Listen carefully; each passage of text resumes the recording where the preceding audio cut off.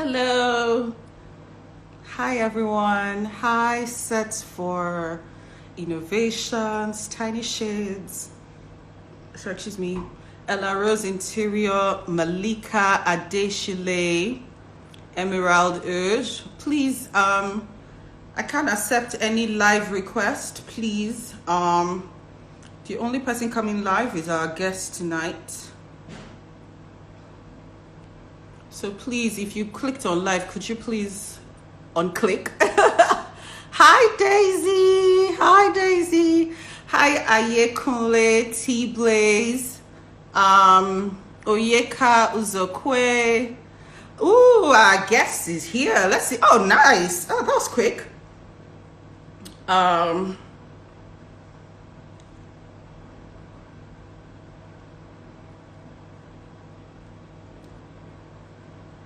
okay. So, hi, Kabir. Our guest is here. Great, nice. Okay, so my name is Folakemi Oloye. I am the CEO and creative director of Teal Harmony Nigeria Limited. I'm also a creative designer, by the way. And today, joining us this evening is Sandra Edoho. Sandra Edoho is the creative director of Vivabella Designs, an award-winning studio, and they've won, quite a number of international awards. Sandra, if you could click on the request to be on your live video, I think that's the link. I think that's what it shows. That would be great, and so we can get this started. It started so. This is going to be one of our very first, very early classes. There'll be sessions, very early sessions. Yes, that's what I shall call it. Hi, Comfy Mama. Hi, Om Affairs. Hi, Funny Teeth, Peculiar Decor and Cocktails. Hello. Hi. Hi, Miss Preezy. Yemi Babs. Kabir. Kachi the designer. Hi, everyone. Yay! Okay, so I guess let me just patch her on. Yes.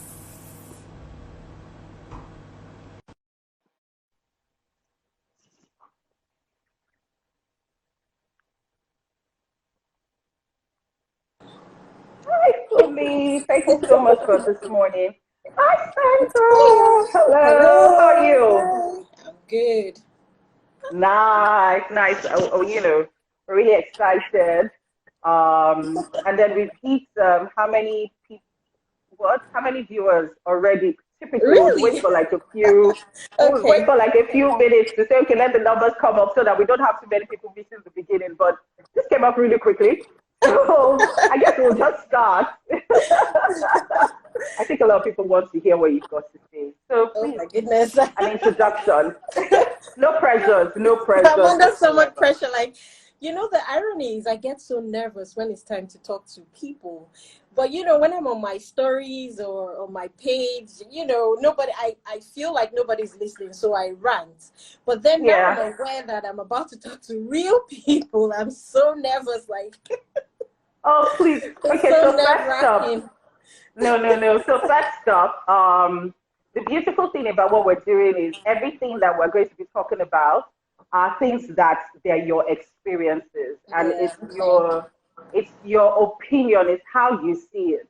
So yeah. it's not like there's no wrong, there's no right answer. It's just an opportunity for us to learn and see how we can make the best of this 2020 regardless, Right, true. regardless of lockdown or anything like that. And see, you're getting so much love. You're getting so much love. So Hi please, guys.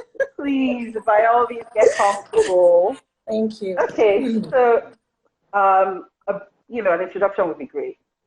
Right. So, I'm Sandra Edoho, creative director at Vivabella Designs. We are a residential studio based in Lagos, Nigeria.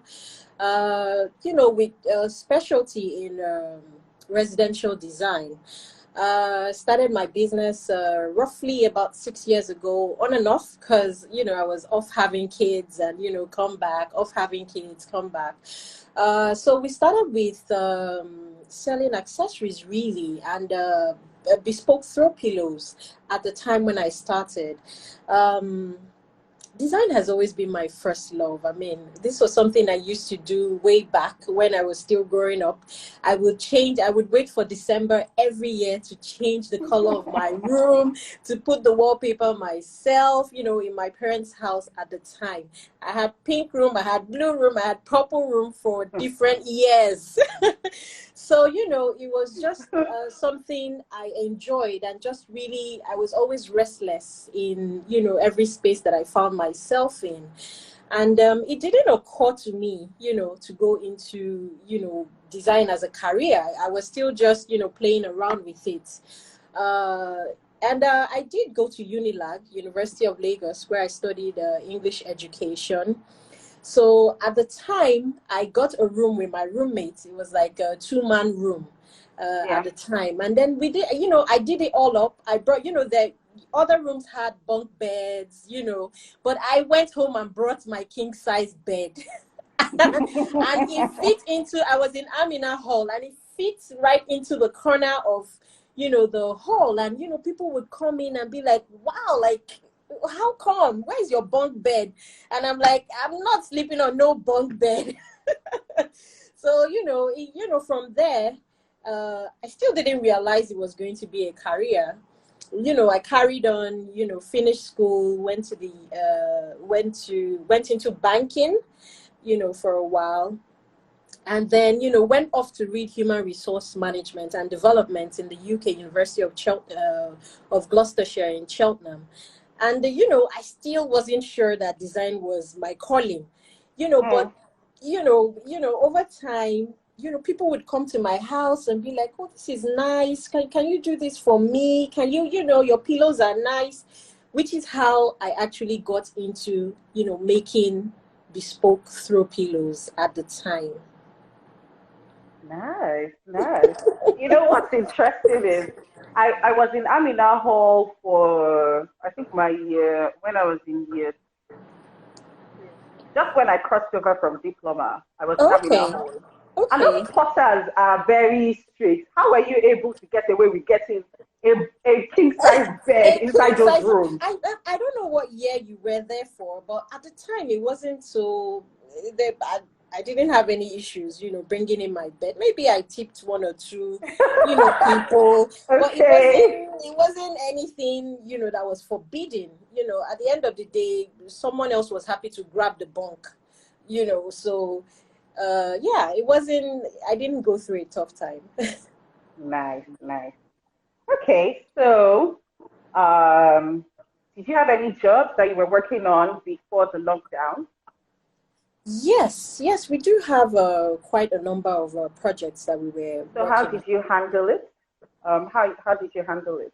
Well, it's still something that we are handling. Obviously, because of the lockdown, we had so many of our workers and people also going on lockdown as well. But we did communicate with the client. Obviously, communication is very important, and just being very open. And the advantage is that, of course, everybody knows what the whole situation is. So things that we ordered, that haven't come in yet, which may cause, a delay in delivery of the project.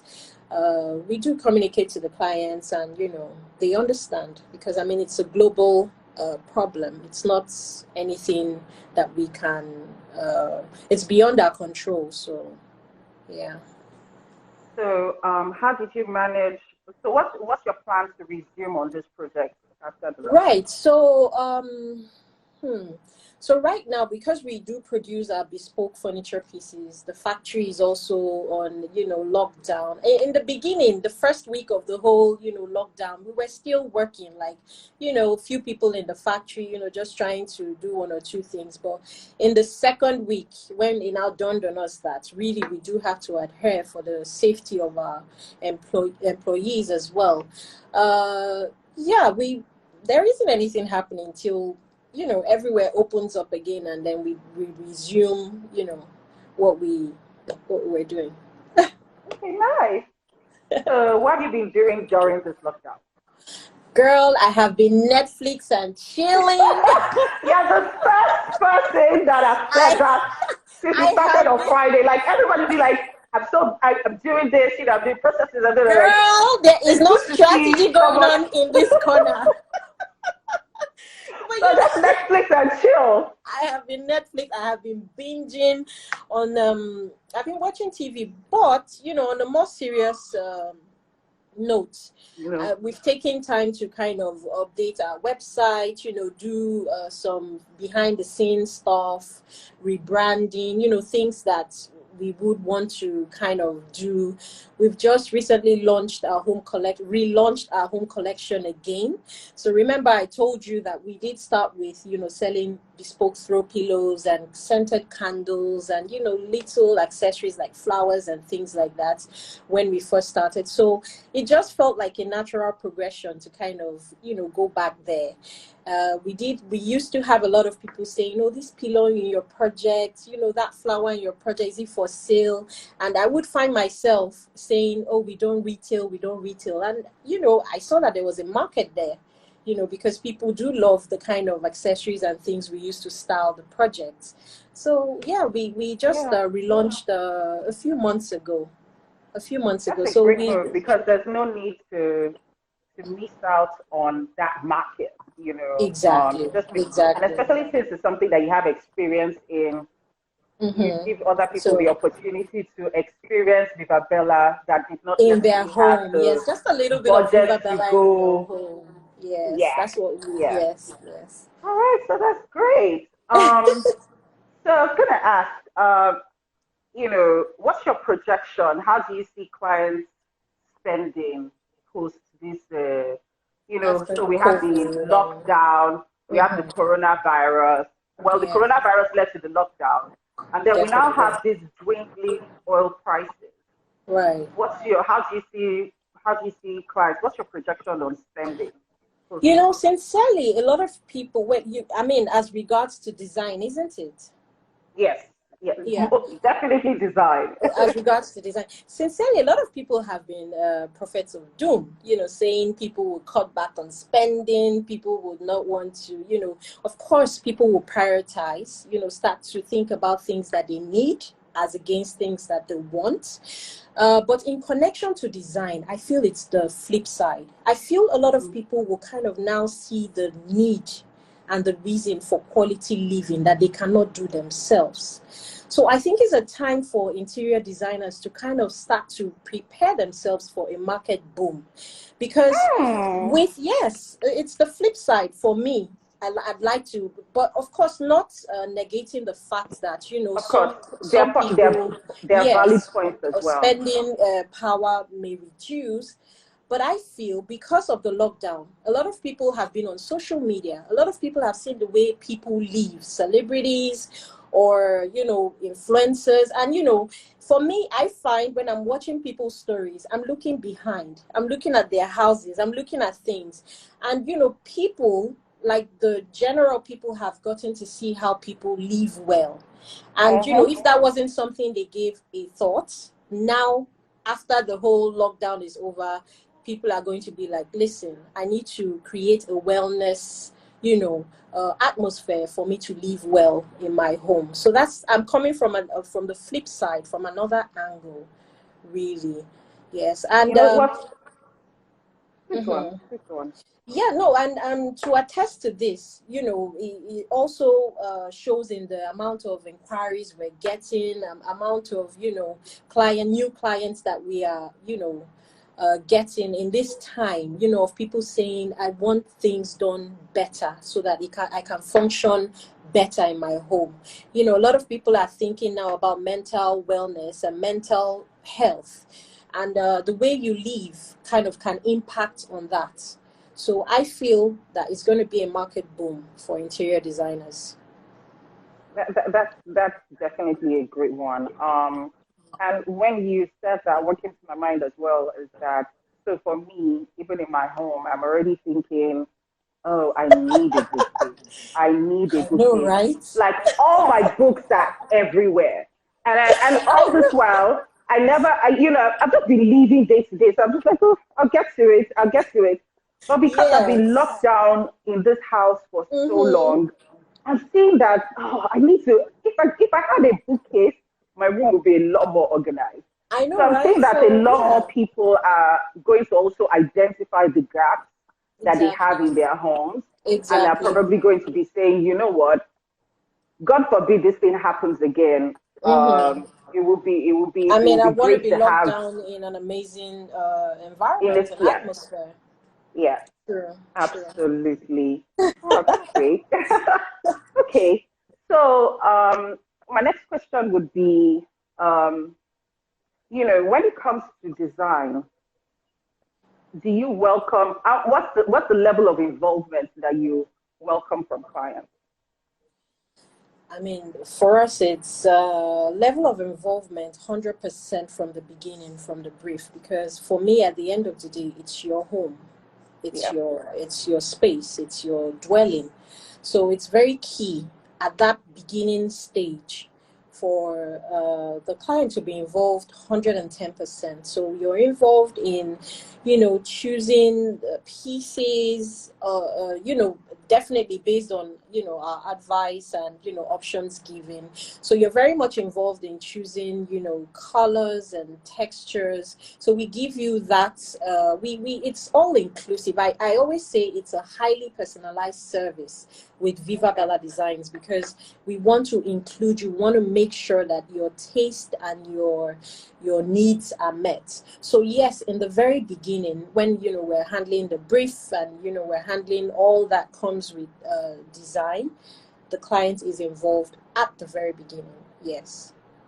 But so they're involved at the beginning. Right. But what happens during? Do you have situations where they're not like, oh, can I see this thing again? How was this done? Right. Wall that you painted, I'm not quite sure. So Yes. is it an approach of, okay, we've done the brief, we've selected materials, you signed off, that's it. And then we move into production and deliver. Or is it we've selected materials, we've done the brief, and then every step of the way, you're also signing off maybe per No, no, no, item or no. per milestone. No, no, no. Then that would drive everybody crazy. I mean, in the beginning, for the fact that the client has come to you, I'm hoping that that is kind of like 80% confidence in me, to give you the right choices. And in that very beginning, what we do is give options. So we never really give you only design option. I always keep it to option A and B, because that way. And then again, I try not to give you too many options so that nobody is confused or we don't go into a confused state. So for me, I give you two options, and the client chooses. Now during execution, it's possible that the client can come and say, oh, this wall color didn't turn out the way we planned it. What are we going to do now? There comes dialogue. What do you not like about it? Do you want to change? Then that now takes you back to your contract. It takes you to your Mm, contract. Now, if there's going to be a change, you definitely know there's going to be additional costs. Now, we now start to look at possible ways to kind of make the client happy. So if the client is adamant that they need a change, we work it, in some ways, somehow. So it's not really great that the client comes in at every stage of the project to say, oh, I want this or I don't want this. But we try as much as we can at the beginning of that project to ensure that the client is absolutely in love with the options that we've given. So it's always, very difficult for them to come and eventually say, I don't want this or I don't want that. But it happens and we find a way around it. dialogue. And one of the things that I know about you, especially in your Mhm. stories, is you're very big on contract. I see you take time out to teach people, to highlight. How has that helped you during this whole lockdown, this pandemic situation? Yes. How has that helped me generally or during lockdown? Yeah, so we'll take both of them. Okay. We'll take generally and lockdown as well. Right. The thing about contracts, and I am very big on it because of experience, because when you don't have anything binding you to a client or binding the client to you, there may be room for misinterpretation and confusion, so it's great for both client and designer to kind of have an understanding of what that paper does for you is giving the person an understanding of what it takes to work with you and giving you just generally clarifying the terms of us coming into an agreement, because don't forget that design is a huge business. It's a huge business, so everybody kind of has to be open and plain on the terms and conditions of doing that business. Now, in general, contract has helped us, saved us costs and saved us, future issues or litigations, because when a client, raises up an issue, then we always say, please refer back to the contract. Remember, we were open on this situation, but how do we make you happy? So contracting protects the client as well as you. And I always tell clients that the contract is great because, you can sue me. It shows you that I have integrity. I've given you a document, so this is legally binding for me. So for me, because of that contract, I wouldn't want to mess up whatever, trust that you have in me, because, legally now we are binded. But during this COVID, I'm trying to understand what you mean. Like during the lockdown, how has the contract affected, us as in delivery timelines? Exactly. Because, with this COVID situation, yes, there's a lockdown. Yes, it's a federal government law. But it's not impossible to have a client that would say, excuse me, you should have envisaged this. You should have seen this coming. I expected that you'd have ramped up, ramped up delivery, or they'll maybe just give unrealistic expectations, and then put someone in an odd corner. So I'm just saying that as the contract's been helpful. Yes. So now it brings me back to an area of my contract that says that sometimes delivery timelines may be delayed as a result of factors that are not, of our own doing. So you may have a natural disaster. Are you thinking of your sofa when you have a natural disaster everywhere in the world? So basically, yes, our contract has that clause that says that, certain things can delay delivery, like rain, for instance. Just ordinary rain can spoil. You don't want to do your delivery in a rainy, on a rainy day.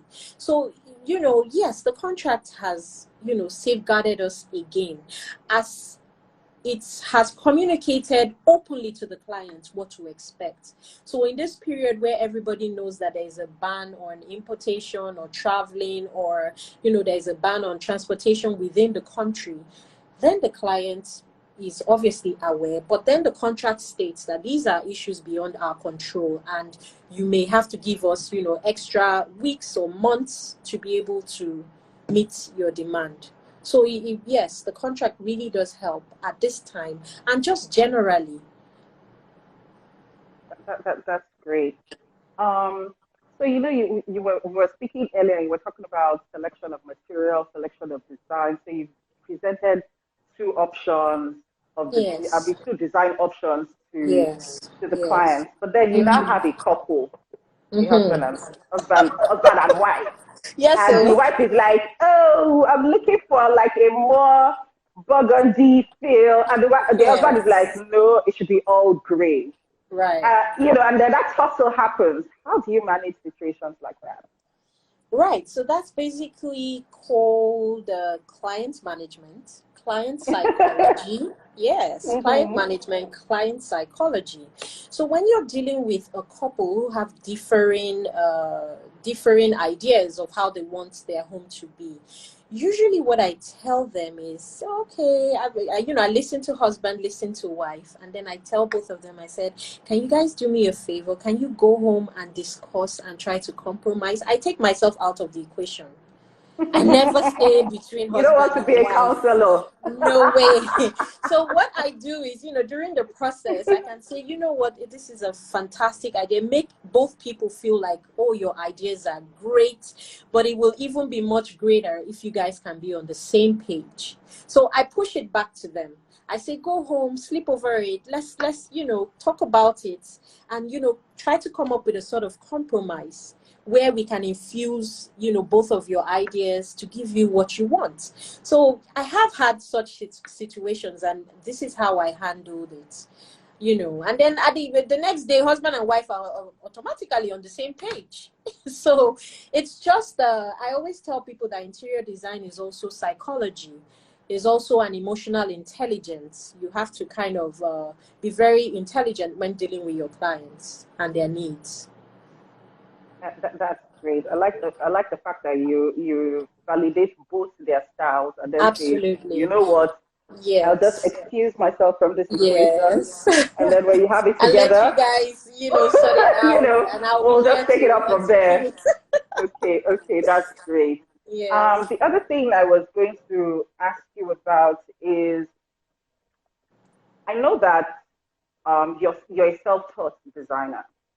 Exactly. Because you've mentioned it over and over again, and it's been a source of inspiration to quite a number of people, for people that are creative, like you're passionate about design and you think like you can make this work. Right. Now, with your experience, do you think that, because times are changing, right? Right, true. Yeah. So do you think that a formal education is necessary? Formal training in interior design.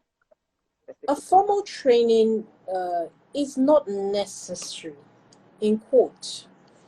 It's not necessary, but it's a great added advantage. It's a great added advantage because the thing is, you do have some jobs you may deal with some global brands that would want some form of certification from you, especially if you're in the area of commercial.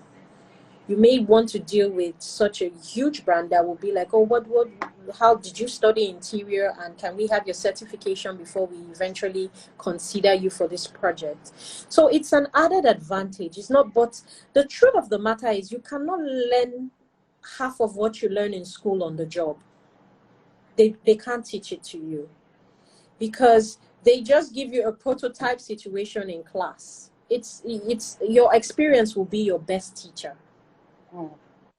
Yes. So for anyone who wants to, who has the funds to kind of go to an interior school, by all means, why not?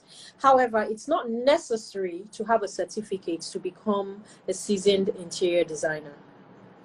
What is necessary for you to excel is for you to continue to learn and develop yourself. So you cannot say, oh, yes, color combination, let's put curtain, chair there. There are some rudiments of design that you would have to kind of know.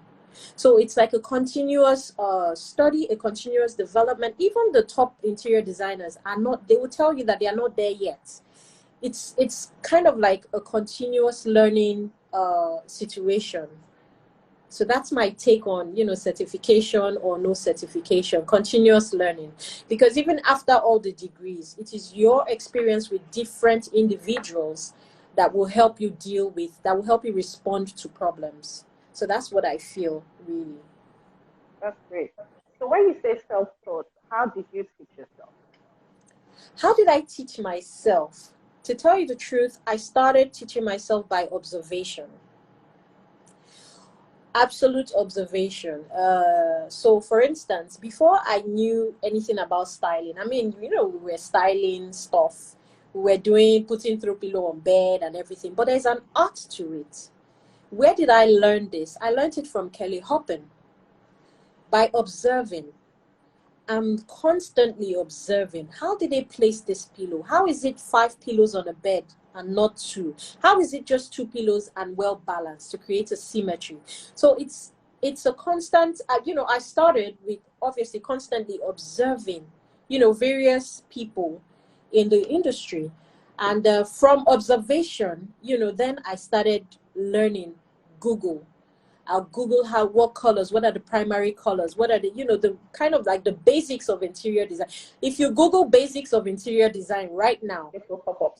Things will pop up. Do you understand what I'm saying? So I started from there. Then as I started moving from just basics of color or what, I started moving into the depth of texture, lighting, all those kind of pattern.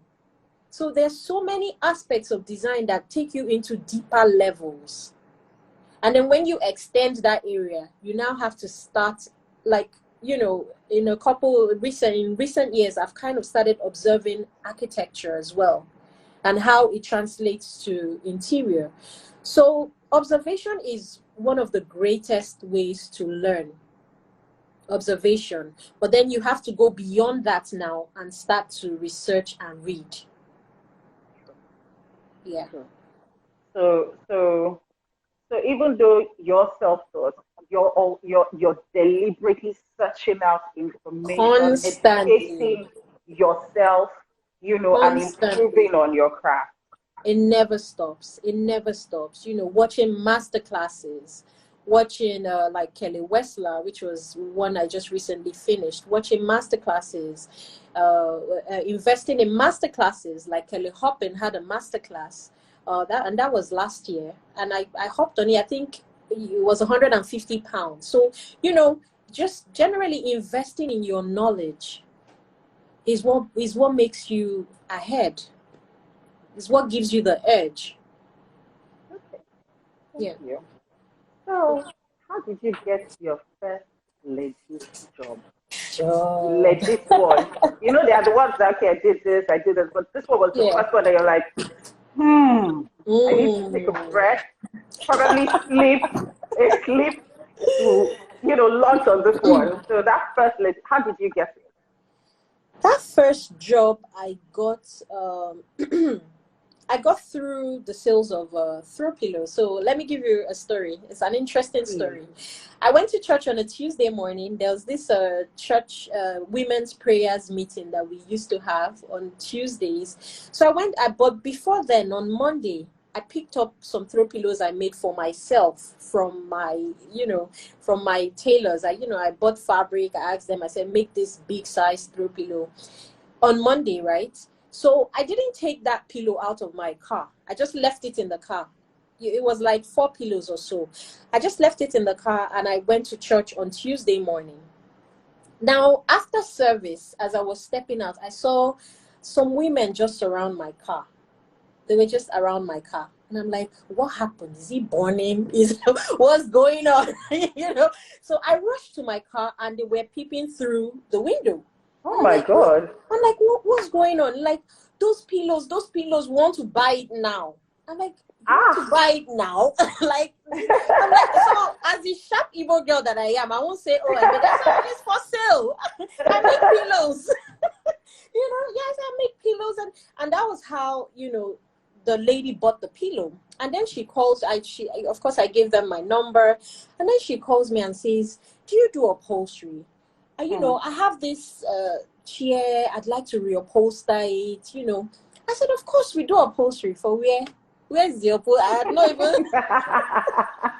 And I said, yeah, so the key here is to see an opportunity and grab it. I would say to any interior designer upcoming, to see the opportunity and grab it. Because I could have as well said, no, I've not really done upholstery. I'm just doing pillows. But I said, no, I do upholstery. So I went, I sourced the fabric, and then, I got my, carpenter in my own house that was doing my own pieces. I said, you feel reupholster this thing? He said, yes.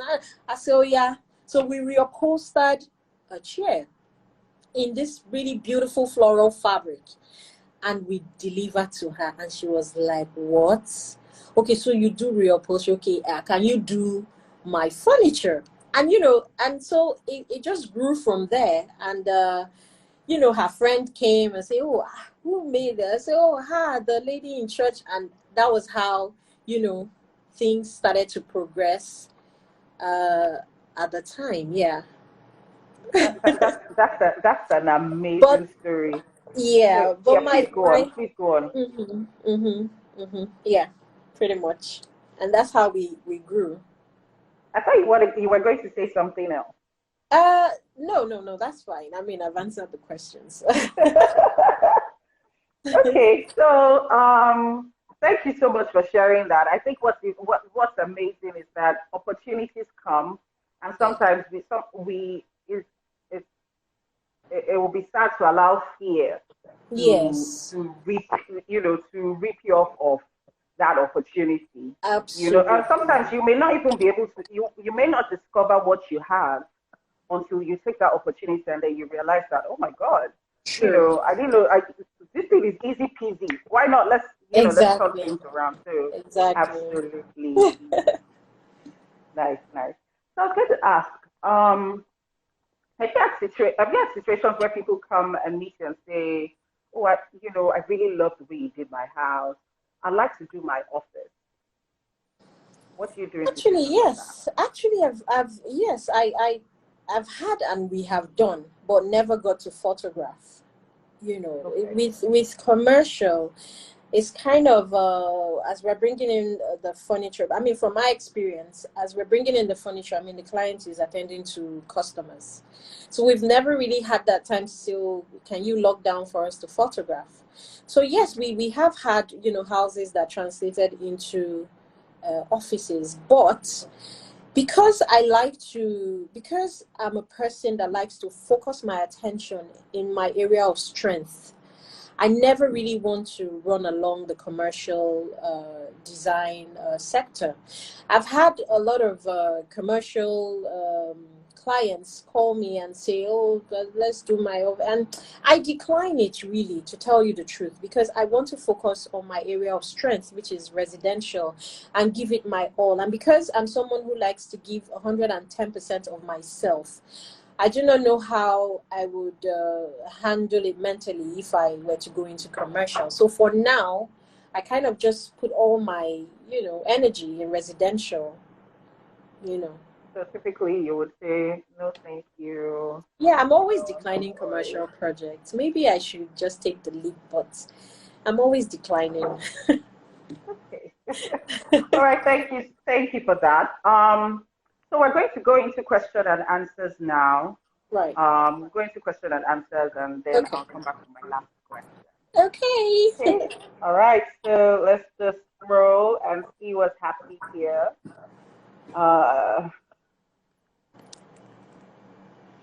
Going all the way to the top. Okay.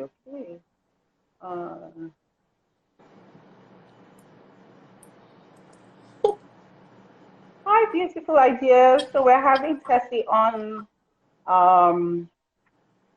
tomorrow. Tessa's going to be taking the session tomorrow. Ella Rose is serious. I'm here for you, Mama. Don't be nervous. So I think that was from earlier.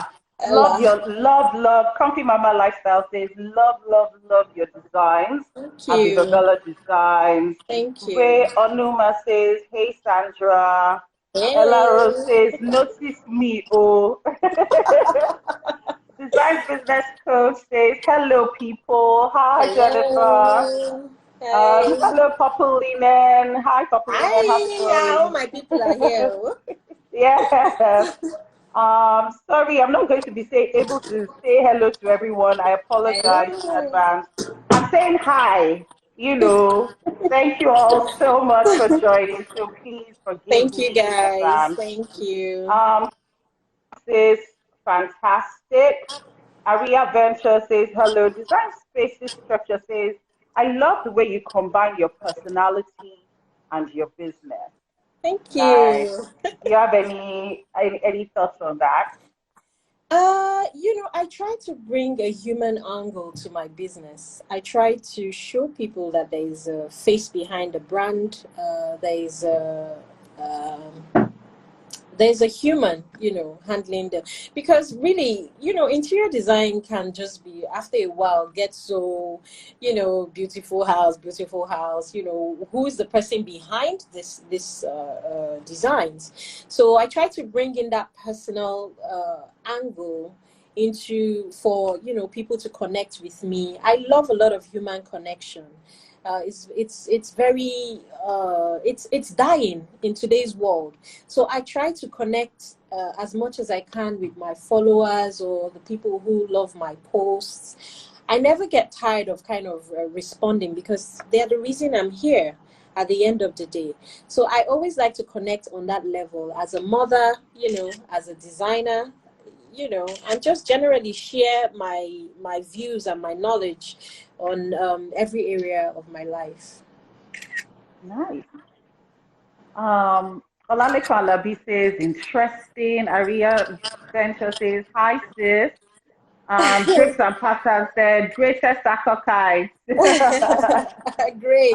Design Spaces Structure said, I honestly don't know what the response to that is. I know that Ife has their own, like, something like that, but I don't know what greatest acolyte is great now. Okay, great. so great.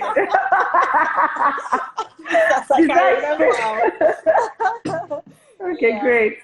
Design Spaces Structure says, you demonstrate design in a way that portrays it as simple as ever. Do you want to comment on that? Yeah, we try to. For me, the biggest luxury is simplicity. It's such an irony. The biggest luxury for me is your ability to come home and jump on your sofa. Your ability to come home and raise your legs up on your ottoman.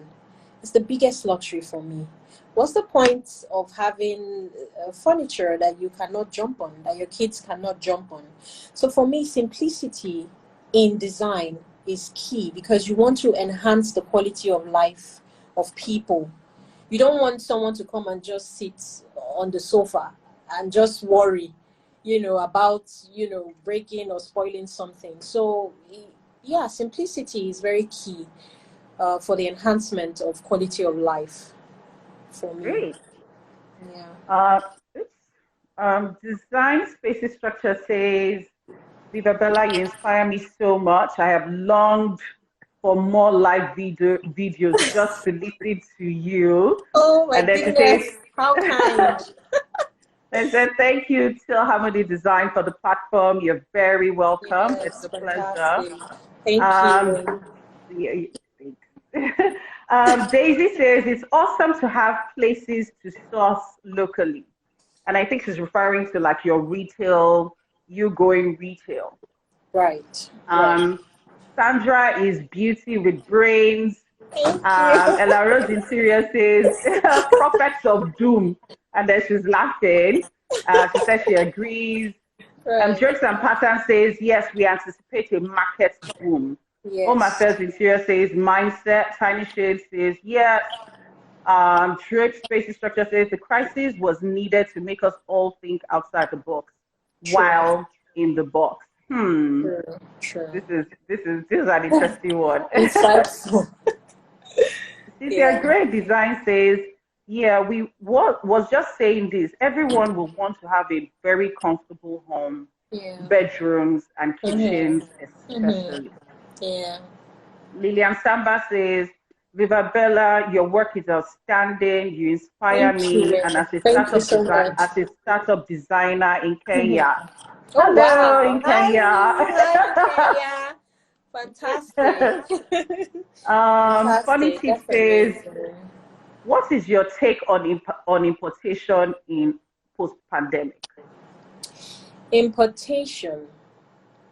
What is my take on importation? If I understand what you're saying, the borders will open. The borders will open. Countries will trade again. For instance, China has started. The only issue is, other countries haven't opened up to receive. So, listen, after a pandemic comes a downtime, then comes a boom. It's nature. It's how, it was intended. So the ban, of course, will, slow things down, hinder a lot of things, but it will open up. I mean, how will the world survive? We need trade amongst each other, you know. So it's just a thing of time, and it will get back to normal again. Great. I always like to see the positive side of things. I'm not really someone who dwells on the negatives. It's good to analyze everything, but at the end of the day, what's your report? What's your confession? So for me, that's just my take, my philosophy on life.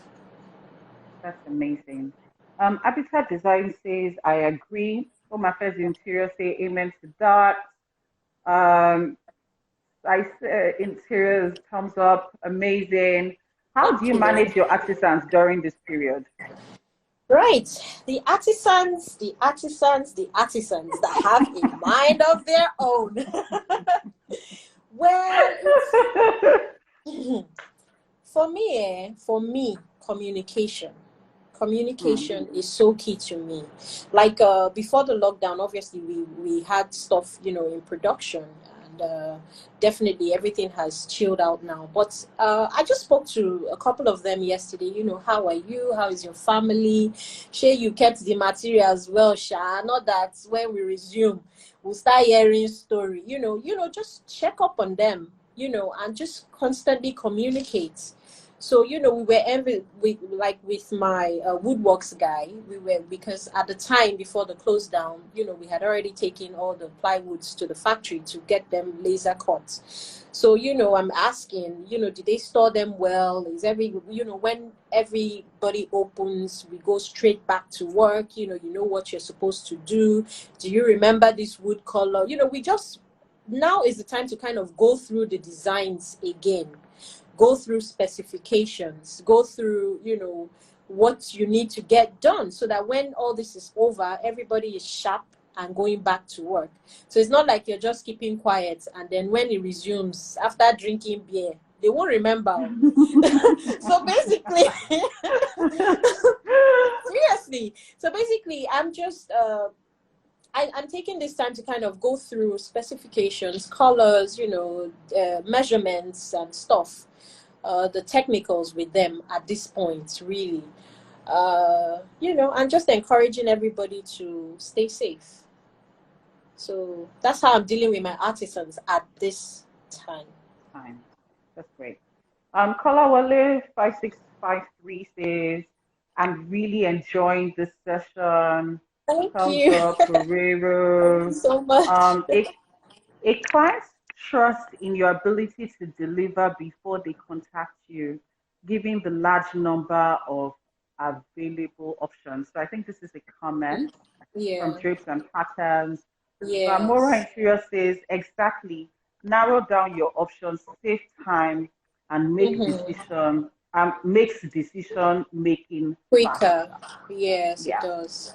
Tiny Shade says, I always love Vivabella sections, so amazing. Thank you. Corner, Kids Decor Nigeria. Have you turned down jobs before? And have you encountered difficult clients? How did you manage them? Oh, that's an interesting one. Yes. I turned down a multi-million naira job recently. No, well, not too recently, but recently. Reason is because I had a lot of red flags at the beginning and just generally during the process. So what are these red flags? So the client meets me and says, oh, we have these designs. We have this house. We want you to design. We want to buy furniture pieces. We want to travel to buy, and we also want you to make.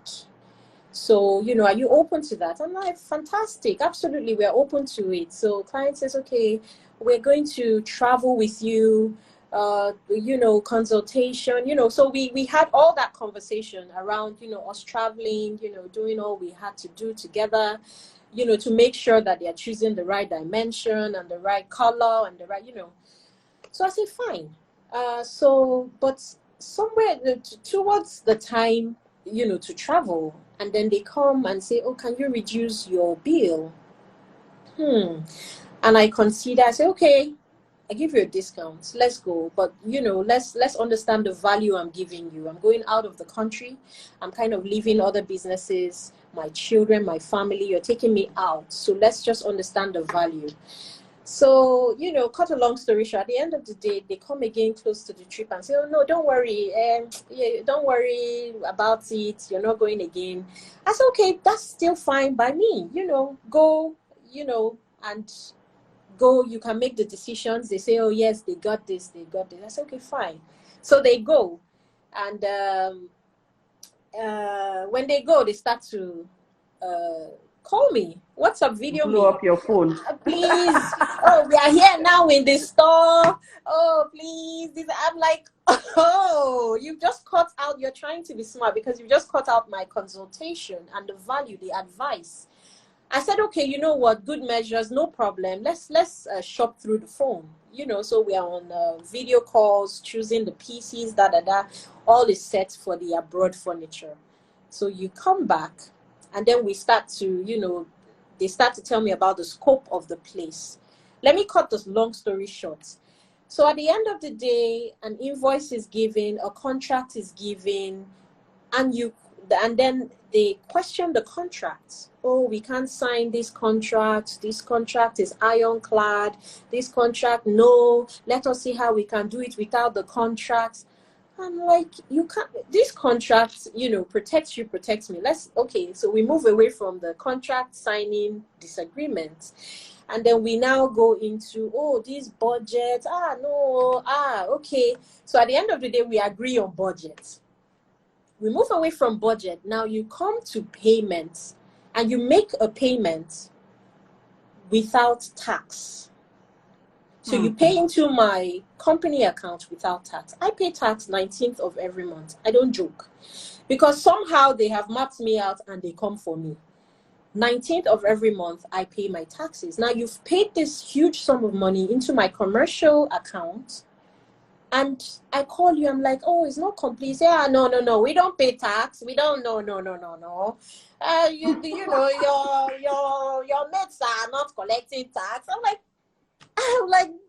hello, I pay tax. And,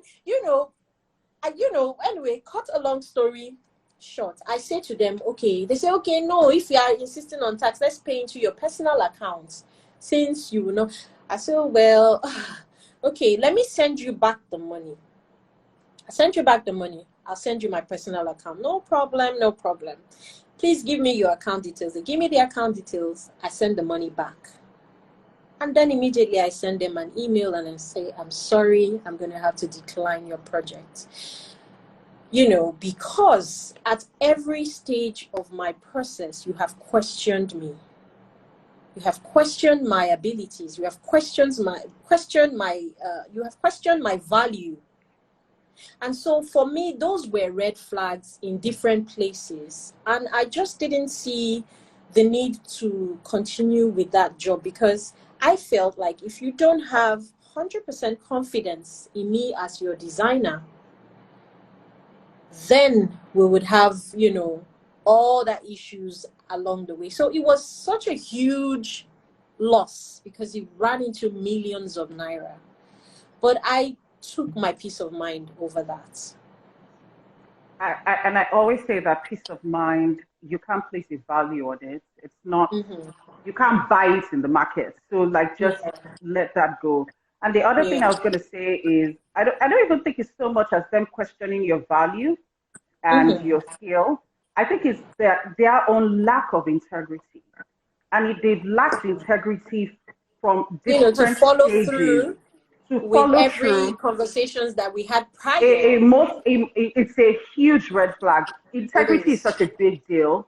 And if you lack integrity in all these little things where you're trying to cut corners, you will see that those kind of people at the end of the day, they usually don't appreciate everything. And if they appreciate it, they will not express it to you. And they would, you know, so at the end of the day, you don't get that satisfaction that you were looking for. And the irony is, as soon as I transferred the millions, trust me when I say millions of naira. I'm sure the thing was like, am I in my right senses to do this? No, I was kind of clear on my decision at that point. It just took a huge weight off my shoulder. I just went to lie down and sleep. Yeah. Because even before the job had started, I had started going through, you know, some mental stress and anxiety, you know. So that was one loss, but peace of mind. I gained my peace of mind, I guess. Yeah, I think it's absolutely worth it. So, you know, we have a lot of questions, and I think you kind of. What are we doing? We're not doing nothing. Okay, great. So I need to end this video so that we can save it, and then we will come back and take on all the other questions. Are you sure we're not going to lose the viewers? We're going to lose the viewers. No, we're not. You know, the funny thing is, every time we do this, the viewers increase. Oh, okay, that's nice. You know, so guys, please, I beg you, please come back. Please stay signed on. There's still so much to learn and hear and enjoy. So see you in a minute. In a minute. Okay, see you guys. Yeah. Bye. Thank you.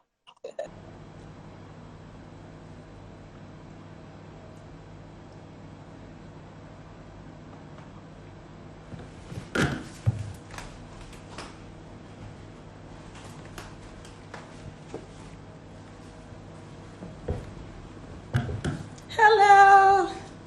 Hi. Thank you so much for coming back. Thank you guys.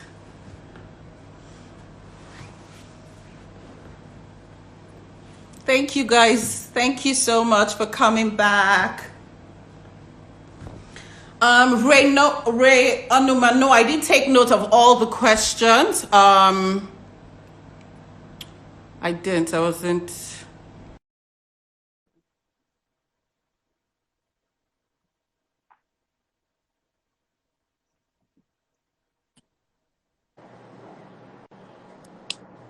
Hey. Hello. We're back. Yes, we are. Nice. Let's give some people like a few more minutes to come through. Okay. And we will continue.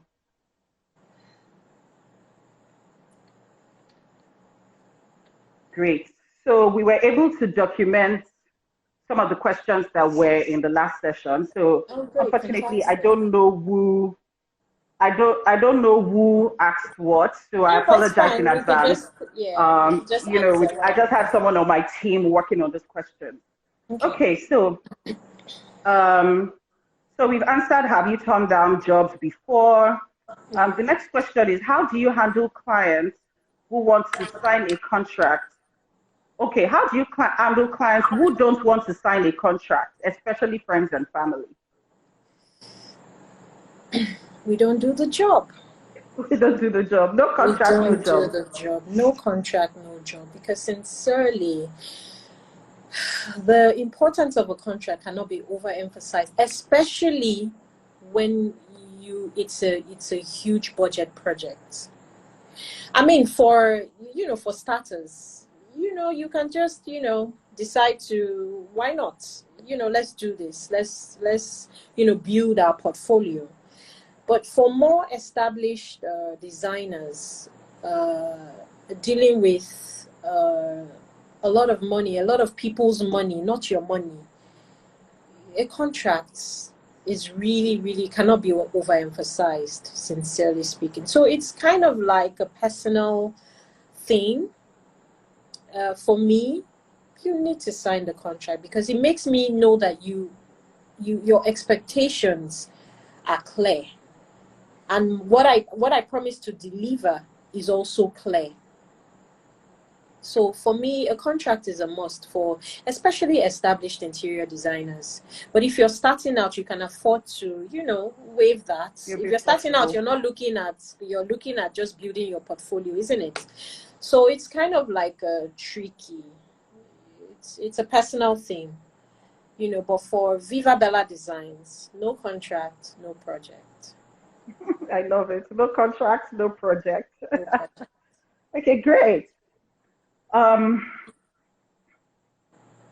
This question says, have you been involved in a project and suddenly the client comes in again with another interior design?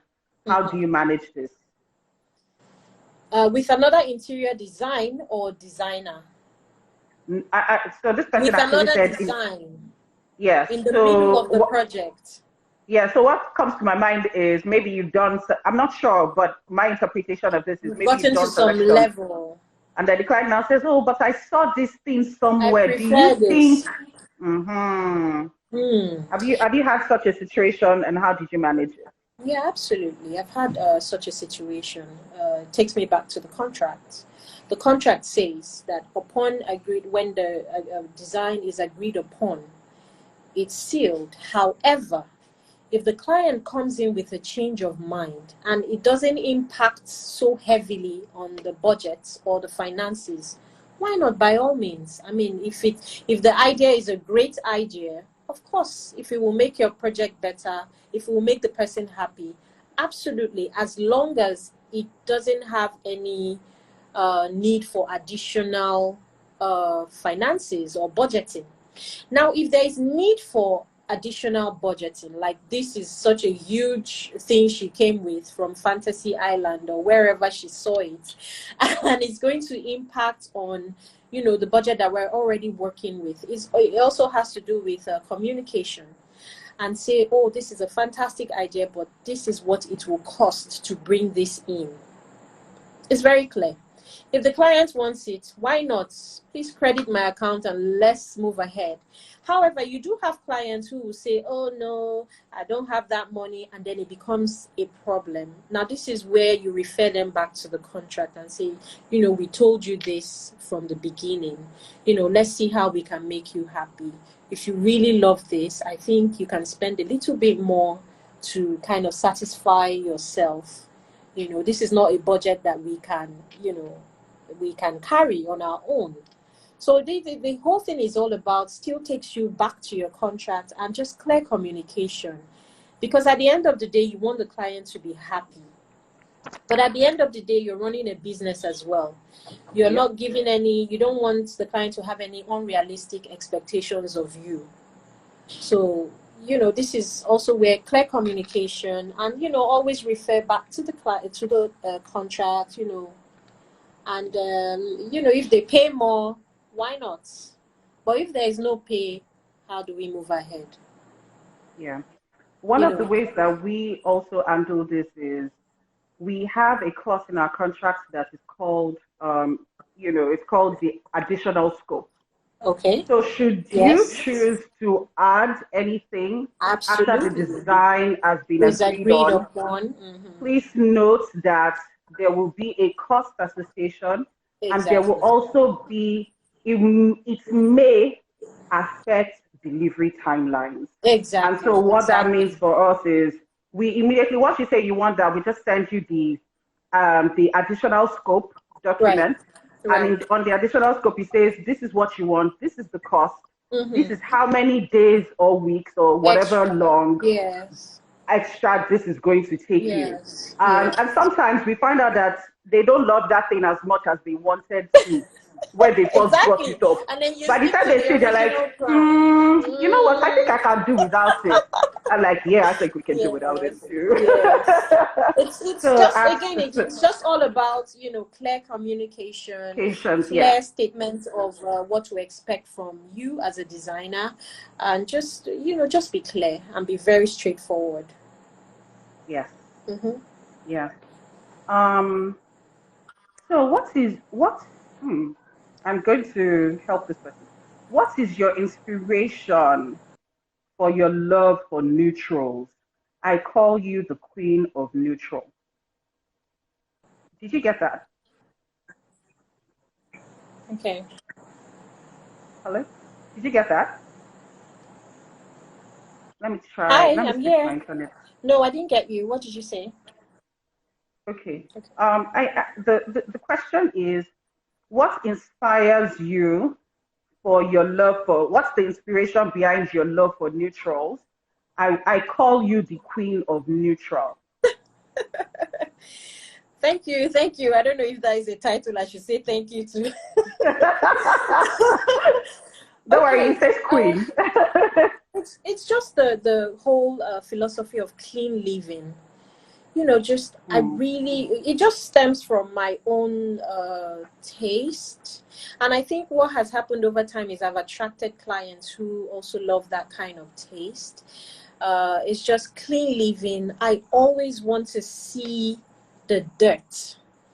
For instance, in my kitchen, I would rather go with a white bin than go with any other bin, because I want to be able to clean. I want to be able to know that this is cleanable. So for neutral, it's just a clean living. It's just a clean palette, you know, that you can build upon to create anything that you want. So this is what inspires my love for neutrals. I hope I've answered that question right. I think you did. How do you accommodate? This question has been asked before. Okay. Somebody else wants to ask. Well, let's answer again. Yes. How do you accommodate the low-income earners with a funny budget? The thing is, as you grow in your industry, you start to your focus starts to be on a target audience. Who is your market? You need to define who your market is. You know,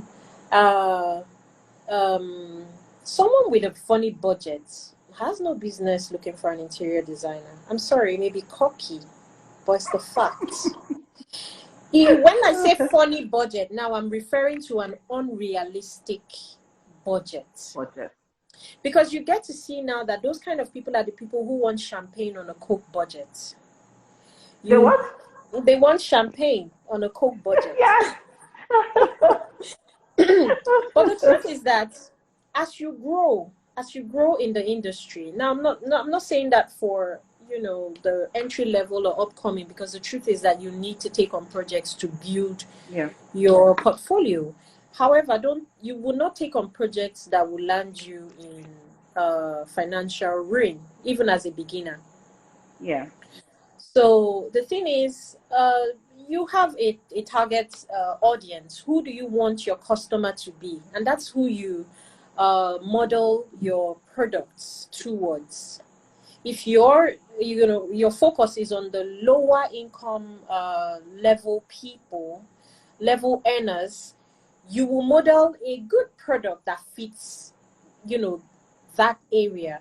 Now, if your business is kind of focused on, you know, high earning individuals, you start to, you know, model yourself towards that. So it's all about focus on who your target audience is.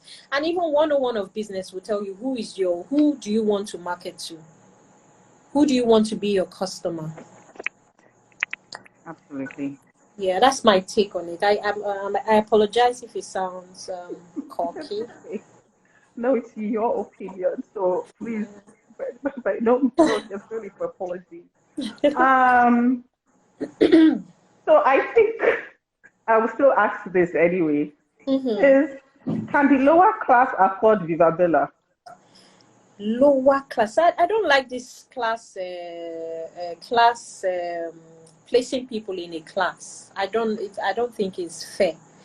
But when you say lower class, like the lower income earner, can they afford Vivabella? It really depends. It really depends on what that you're, because somebody's low budget, maybe somebody's high budget somewhere, may even work for me. The so-called, in quotes, low budget you're talking about may work for me. But all I am, all my focus is on whatever the client wants. Let's kind of have a realistic budget for it. You know, don't come with a 6-bedroom mansion and say you have 1.5 million to furnish it. Do you understand what I'm saying? So let the budget, I don't care for low or high income earners, but let the budget kind of match your expectations. That's the way that I will put it. Okay. Have you done international projects before, and how did you manage it? So international projects will be out of Nigeria. Yeah. Right. Not much, in fairness, not much, just, general, family, friends. So I wouldn't really say it was anything kind of huge or where I had to procure or had to work alongside any international people or contractors or whatever. But we're open and it's something we can do. But if you do need advice on it, let's talk about it. Yeah. Okay. What inspires your design? What inspires my design is just different things inspire me. Different things. Travel inspires me. I love to travel a lot. I love to see how other people are living. I love to see other people's culture. I love to see how people's way of life can be simplified, and you get that a lot when you travel. You get to see that people are living very simplistic lives. Even billionaires are living in a way that will make life easy. So that's the sort of thing that inspires me. I get inspiration from plants, materials, wood, everything. But a huge inspiration for me is travel and just how other people live. Great. Most people don't like commercial projects. Please, what is the secret behind this? Is the residential more profitable?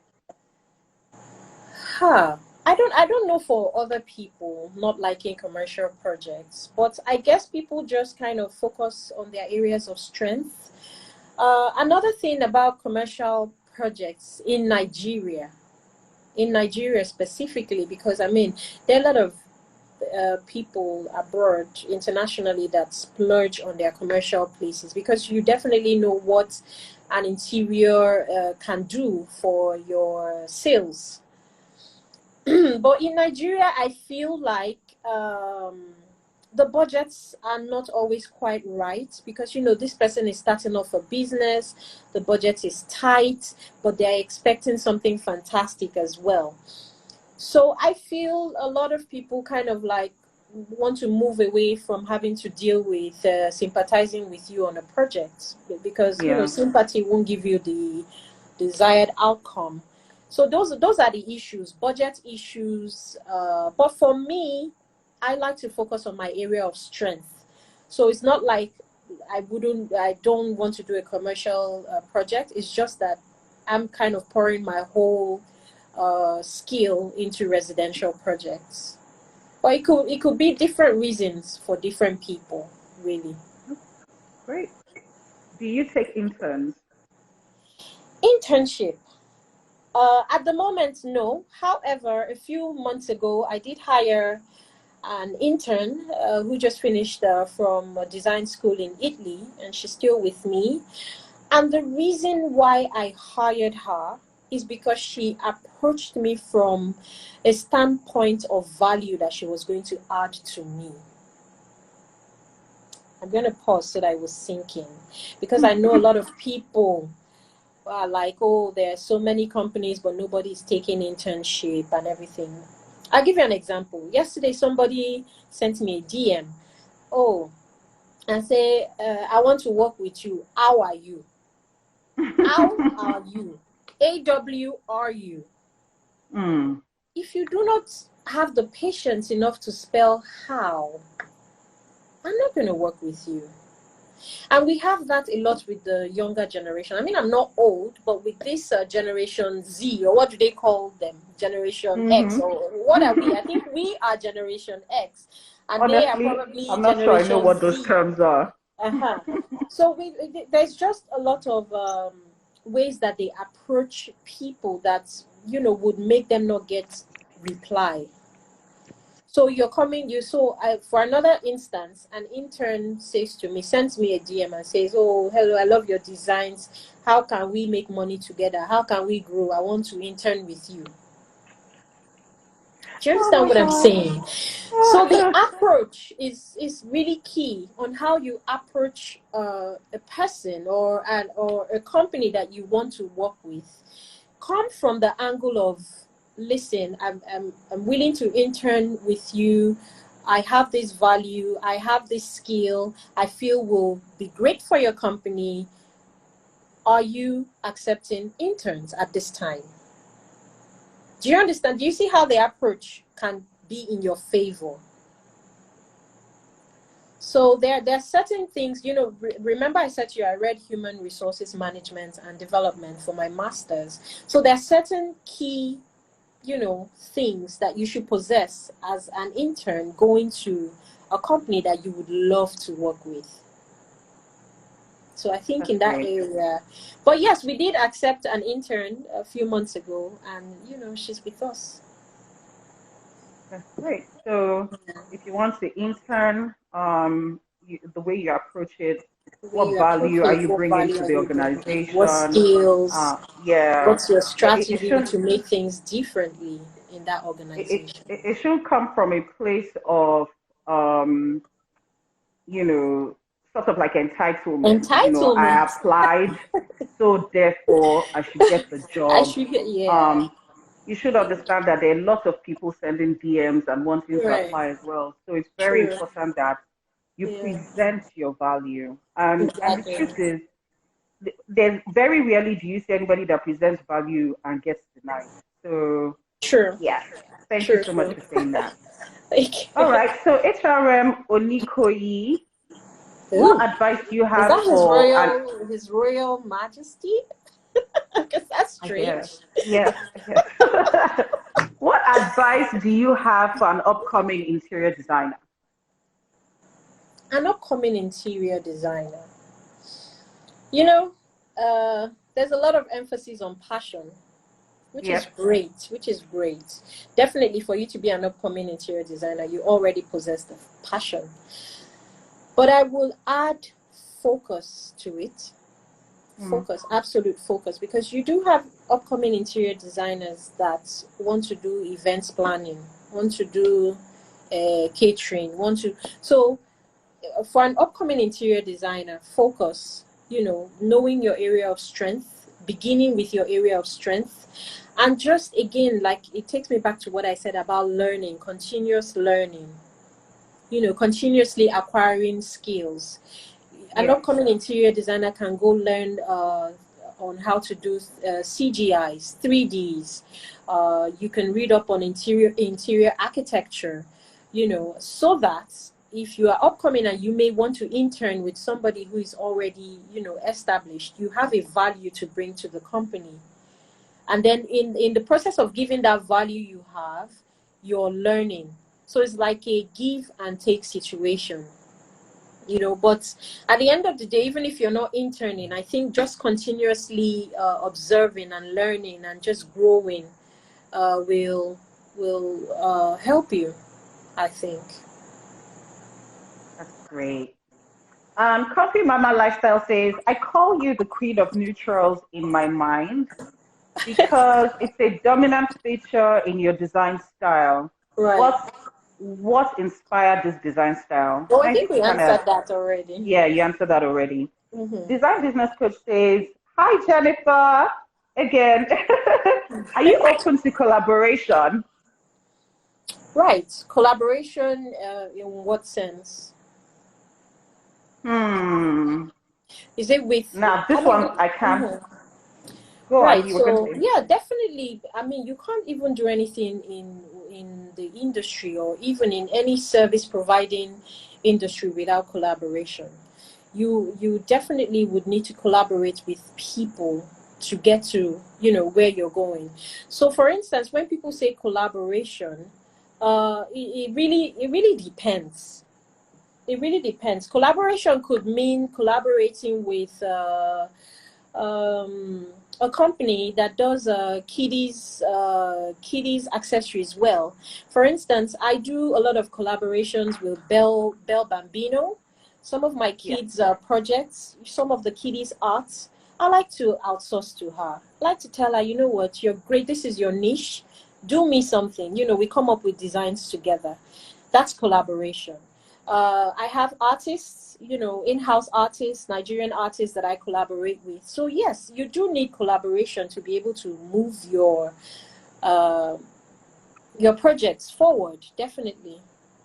I hope that answers the question. Yeah, it does. Design spaces, structures. At what point did you have proper structuring for your business?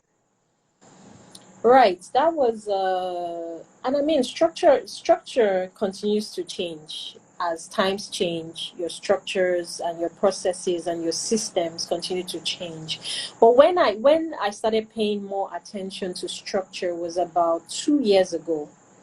2 years ago, when my sister-in-law, who has an oil and gas company, came and asked me certain questions concerning my organization, and I just realized that I didn't have anything in place. You know, I didn't have anything in place that will run even when I'm out of the country, because that's what structure does for you. Structure, you know, doesn't allows things to become automated, whether you're there or not. Things are, you know, going well. So for me, I started to pay more attention to our organizational structure about 2 years ago. And, you know, putting things in place, you know, in order for the business to run itself, because at the end of the day, that's what everybody, you know, should aspire for their business. Great. Literia, hi Literia, hi Obi. Hi. She said, hola, Vivabella, hola. Harmony. Hola. Olamide. Okay, so he said we're back. I am Caroline. Okay, well, we've answered funny budget question as well. Hello, Yellow Blog. Hi. She says, do you get or believe in project indemnity insurance? Project indemnity insurance. Project indemnity just means kind of like protecting yourself, isn't it? And having kind of like an insurance. Can the person explain more? I may be able to help here, but I think what this is saying is that, so a project indemnity insurance will say, should anything go wrong on the project, you know, that cost, you know, protecting yourself and basically ensuring that project. So God forbid an accident happens on site. Or God forbid you've brought in all of these things, maybe they were imported and something went wrong, and there's all that money. Is there, do you believe in it, or do you get insurance for it? Oh yeah, definitely. Well, I do not get insurance, in fairness, because this country and insurance is another scam on its own, probably another story for another life. But what we do as a company, definitely you want to have integrity enough that if something goes wrong on your watch, you are able to replace, or you are able to prefer a solution for your clients, especially if it is your fault. So, so yes, it all boils down again to kind of like your pricing system. You know, if we want to go down to nitty-gritty, when you do charge on a product, you definitely know that you're adding kind of like a percentage on top of it to kind of ensure or cushion you if anything goes wrong. So this is where that comes in, your pricing system. If you're ordering anything, you have to kind of protect yourself in case it breaks. This is also where you also have an agreement with your suppliers as well. You have an agreement with your vendors as well. So this is all again in your contract and how you are able to kind of maneuver things, you know, to your favor. But for me, the way I will indemnify myself is in my pricing system. So if anything goes wrong, you know, that is not any fault of the client, you definitely want to be held accountable for that, which has happened a lot of times. You know, for instance, there's a project I did, and you know, this chandelier was custom made for this project. And while my electrician was installing that chandelier, it was like glass. It was really delicate. So while we had finished installing, And, you know, the chandelier was a bit too high. So I said to them, okay, bring it down slightly. And while they were trying to bring it down slightly, the whole chandelier broke. It just fell off and broke. Sis, this chandelier was not cheap. What did I do? I had to replace it. And the electrician said, yeah, madam, make we they pay to 2,000. I say, how? I'm ready to 2,000. How long before we get to before this matter? How long? You know. So again, it did cause you know, that issue. But at the end of the day, your pricing system can cushion you a bit. So this is a tip for the interior designers. Our clients are here, Sha, but it's all good. But this is a tip where you now have to really sit down and think about your pricing and how much more you want to add to kind of cushion you in case anything happens. And even sometimes it may not, the happenings may not be with that item, with that chandelier. It could just be with a furniture that wasn't, you know, properly made. Then you cushion yourself also in that area. So I just boil it down to the pricing system and how I'm able to protect myself through that. That's great. I think also maybe this whole insurance talk is something that it's more pertinent to commercial, you know, yes, those really global projects that yes. Because so a lot of them would require it for them to even sign off on the project. Yeah, so those are all the kind of processes that one has to consider depending on, you know, their area of expertise, I guess. Great. So, okay. So funny tip says, how do you manage family and work? Wow, I'm lucky for my home team.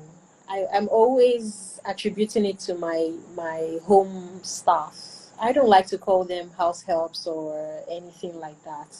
I call them my people, my team at home. You know, because the truth is, sometimes you're there 100%. Other times, you know, work, travel will take you away. It's how I've been lucky to have really kind people at home that really can help me cushion that. That can help me balance it out. Nobody can do it alone, you know. So really good props to the people at home. I always say they are fantastic, and that's how I'm able to kind of manage myself. And yeah, pretty much. That's great. Work-life balance. Blaze 24/7 says, how do you deal with other professionals like architects and project managers, especially when they bring you in, when they don't bring you in early enough on the project? Okay, so that's a good one. So now, like I told you, experience is the best teacher on the job. Yep. You know, so from my own experience, we've been there, done that mistake, and learned from it. So now, if I have a job where I'm not in charge of interior architecture or even exterior architecture, I ask my clients from the onset to meet with those people on the job. Like my Port Harcourt project, the Hardwick project, we worked with the client's architect, and from the beginning of that job, from my first site visit, the architect was on ground. We worked with that architect. You know, I told them all the corrections and things that needed to be done from my perspective. They also gave us their insight, you know, what was technically possible and what was not. And then we created a WhatsApp group so that everybody was kind of, you know, knowing what was going on real time. So it all boils down again to communication with your clients and with whomever else they are working with. Because at the end of the day, the goal is to make sure that everything is okay for your clients. So definitely from the onset, once you notice that you are not the only one on the project, ask to see other people. Ask to, you know, meet with the architect, meet with the subcontractors, plumbers. If you're doing a kitchen and you're not the one providing plumbing services, ask to meet with the plumber. Ask to meet with the electrician. if you're not providing those services from the onset, communication, clear communication is what will help you. That's great. I think another way to look at it is understanding that it's project management. Yes. If you understand that there are always stakeholders on a project, and those stakeholders sometimes may not be very clear to you. So it's very important that from the, you ensure that you have good communication with everybody that you're going to work with on that project, because they can make or mar that project outcome, or even the experience. Yes, all the experiences. That's very true. 2H Revolution says, how do you handle clients who feel unsatisfied with what you agreed on? Right. So maybe at the end of the project, they are not satisfied. Is that what they mean? Now, this is where after design services come. Because you get some projects, and at the end of the execution, the client isn't happy. This is where you now have to communicate and provide a solution, no matter what. No matter what. There's a reason why the client is not happy about a particular thing. Definitely, I'm hoping that the client is not generally happy with everything. I'm sure it may be an aspect. Now, this is where your integrity again comes in as a designer, as a professional. And it may cost you to lose something, but at the end of the day, you're satisfying your client who has given you all this money to create a haven for them. Because you don't want them living in that house and hating the designer. It just ruins the whole living experience. So this is where after design services come in. How can we help? How can we make you happy? What do you not like? But then again, it takes us all the way to the beginning, where your client has to be 100% involved at the brief. Because for you to get all the way to the end and the client is not so happy, it means that there was a communication gap somewhere. So this is where, experience will teach you what to do differently next. These things happen. Sometimes client isn't happy, then you just provide a solution, I think. That's great. Tiny Shades Decor says, thanks for always singing contracts. Funny she says, I like the contract pattern though. Jean,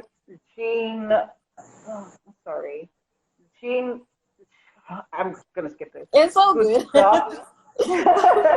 Design space structure says, is it important to have an office as a designer? An office, I'm guessing she means a physical location where someone can walk in. Not necessarily.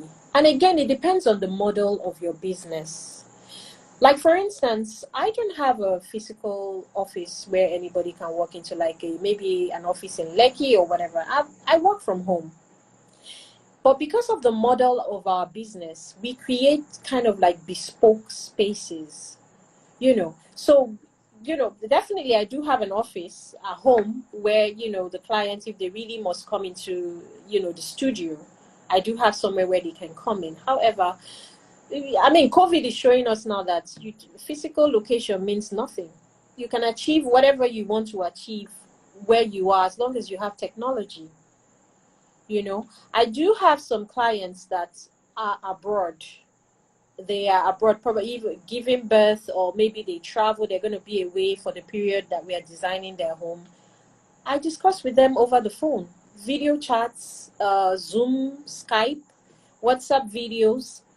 So having a physical location, the way the world is going today, is not necessarily a prerequisite for a design business.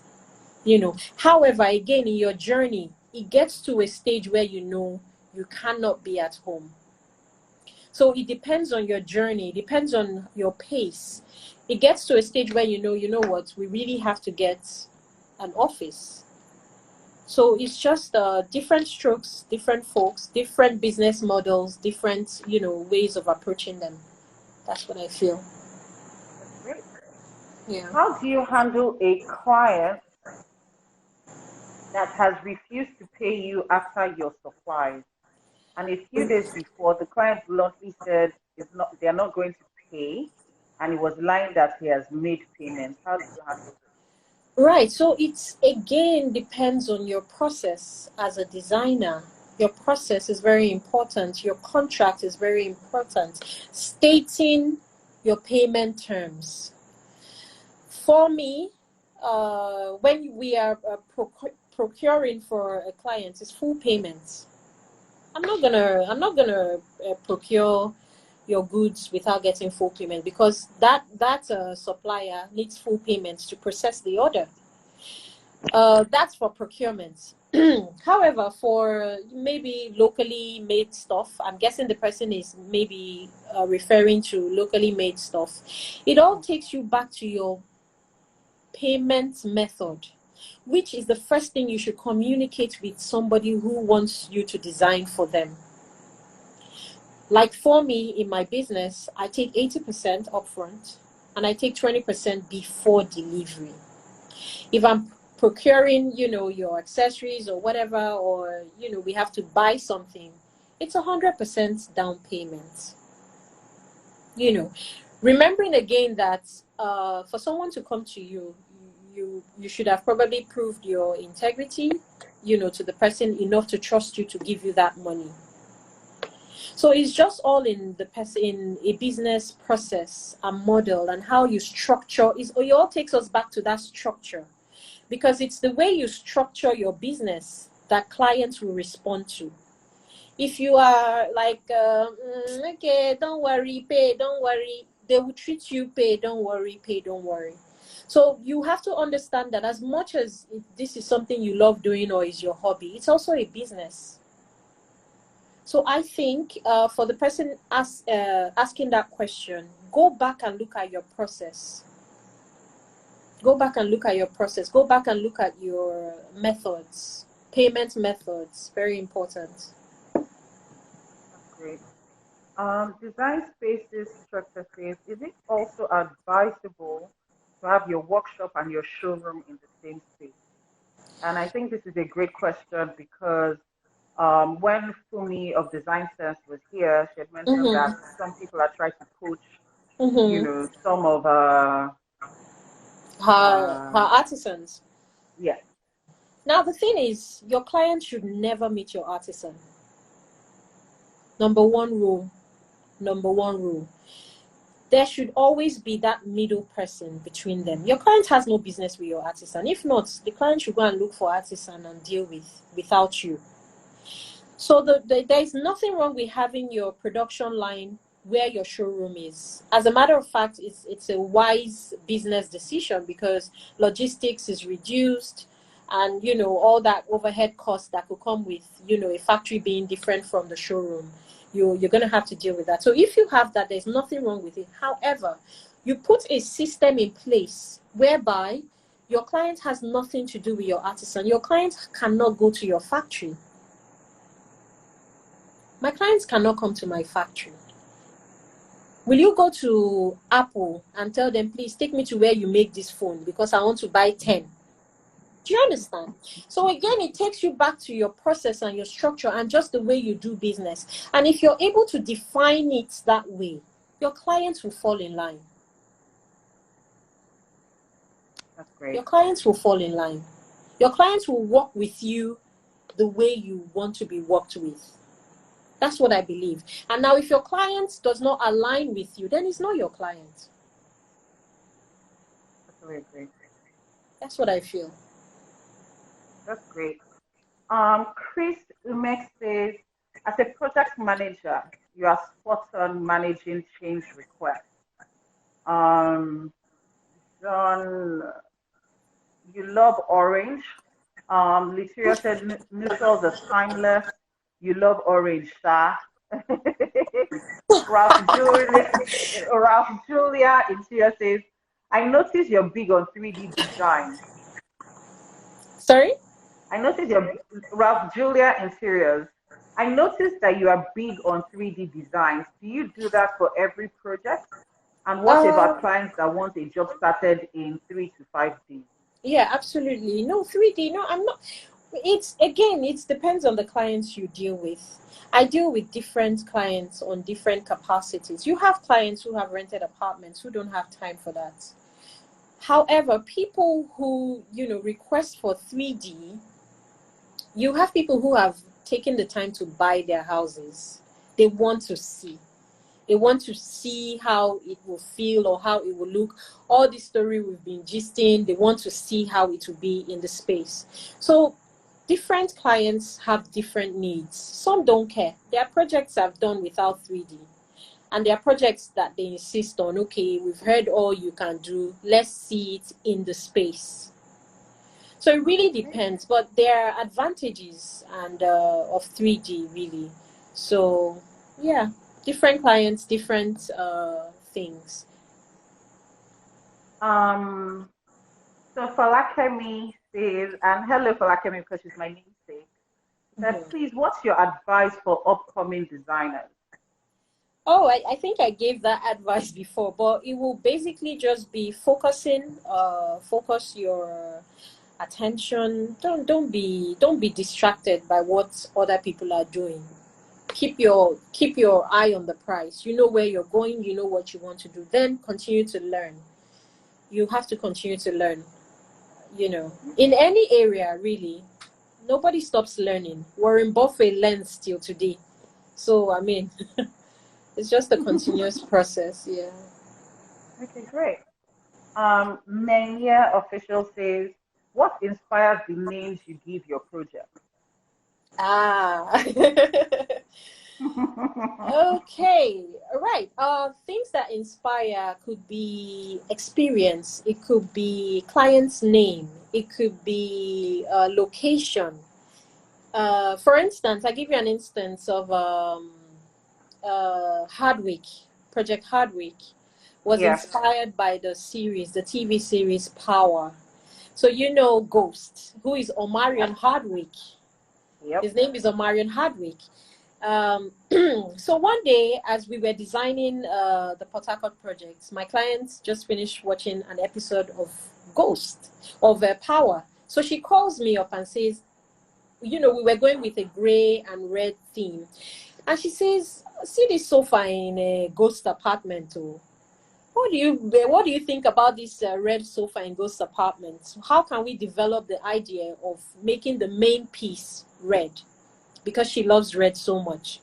I said, okay, we'll develop the idea. So basically the idea came from the TV series Power.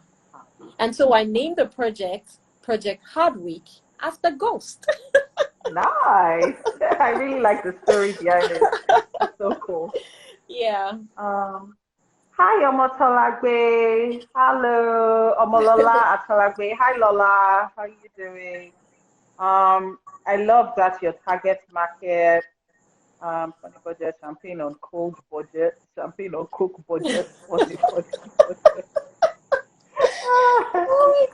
I think that choosing your clients is the best. It's not rude. Oma first says, who is your ideal client? Who is my ideal client? My ideal client is someone who understands the value of beautiful living. If you understand the value of living beautifully, you will leave no stones unturned. That's my ideal client. Nice. Very nice. Gabriel Oladayo, and this is for all interior designers and interior architects. This question is for you. Okay. But it's for you. I think it's for you in particular. But you interior designers charge so much. Okay. And still go and meet Vivabella Latif, the corner furniture maker, to make your furniture. What's your Well, I understand the sentiment and the disgruntledness, but the truth is that it's different. It's different because you cannot put a cost on value. You cannot put a cost on value.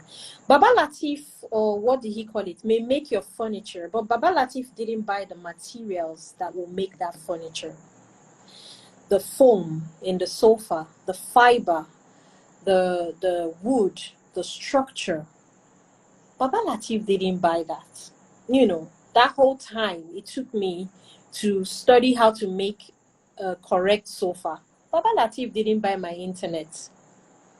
Baba Latif didn't buy my late nights. So the thing is, the truth is that it is about value and higher quality. The skilled men are there, but will they do what you want?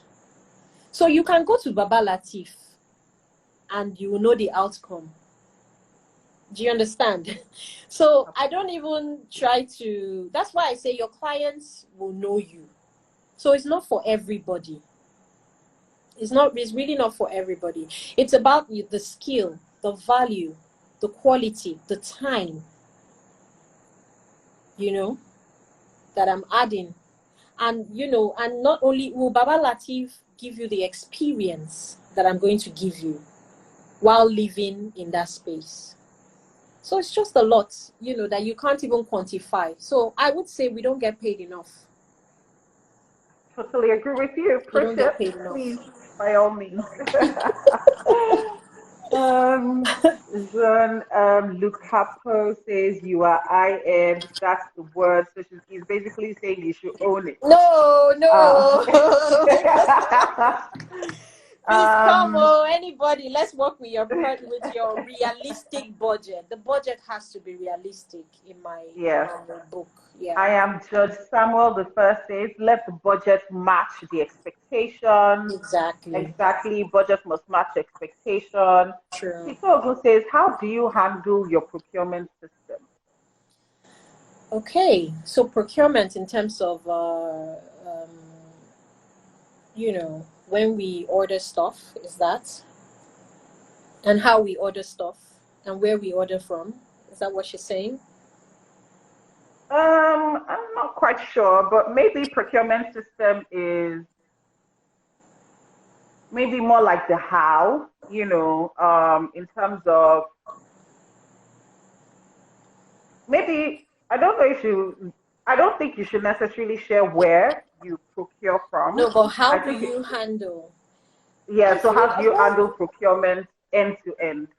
Right. So it's a process. It's a system that is already set in place. I mean, for me, in my own experience, and just a process that we've learned to develop and would continue to develop, because obviously you can procure stuff from various parts of the world, from various people. So it's like a process. You know, you have a supplier, you want to get something, you pay, and the supplier, supplies. There's just a chain of how things go, and different things you're procuring requires different processes.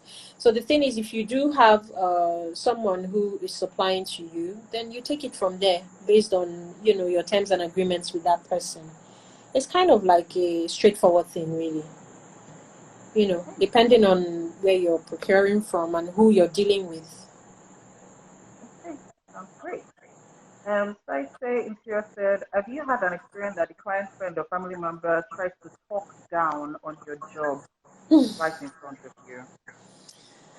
No. I've never really experienced that.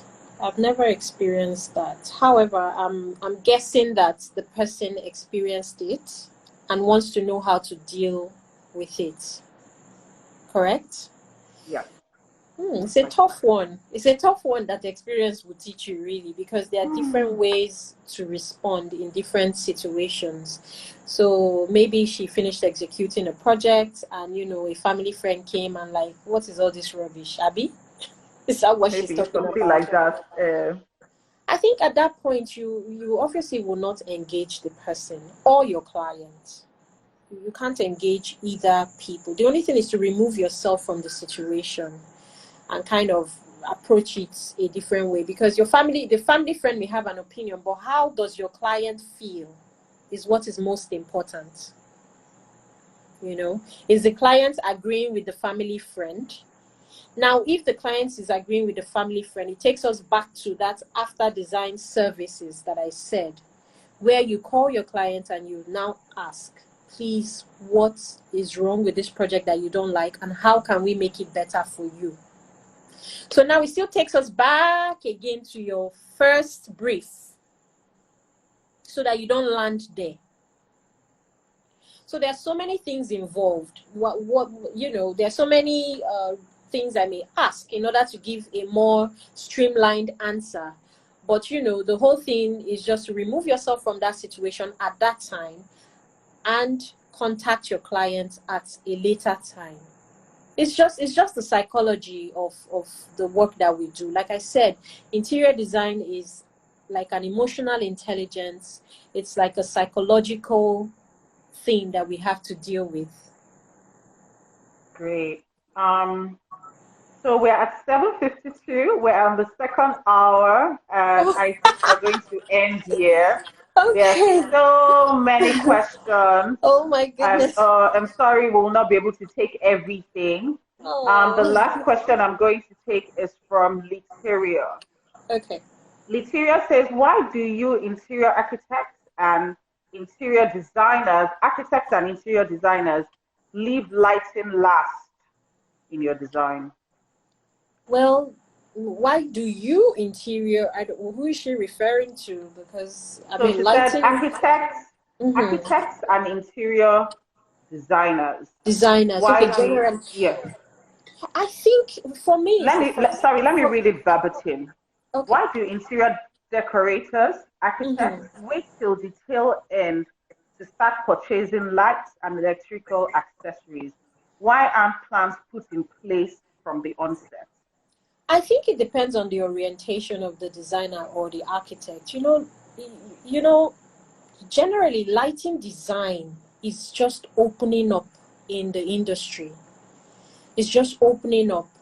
A lot of people didn't put that into consideration. A lot of people do not understand that there is a kind of lighting that is required for residential. A lot of architects and builders just generally put in any sort of lighting without considering that lighting should hit surfaces, or lighting should be for mood, or lighting should be for function. So I think it's something that is just opening up to a lot of people, that lighting design is actually very important to showcase how your work will look at the end of the day. I'm very big on lighting, and you find again that a lot of clients are not very knowledgeable again in lighting design.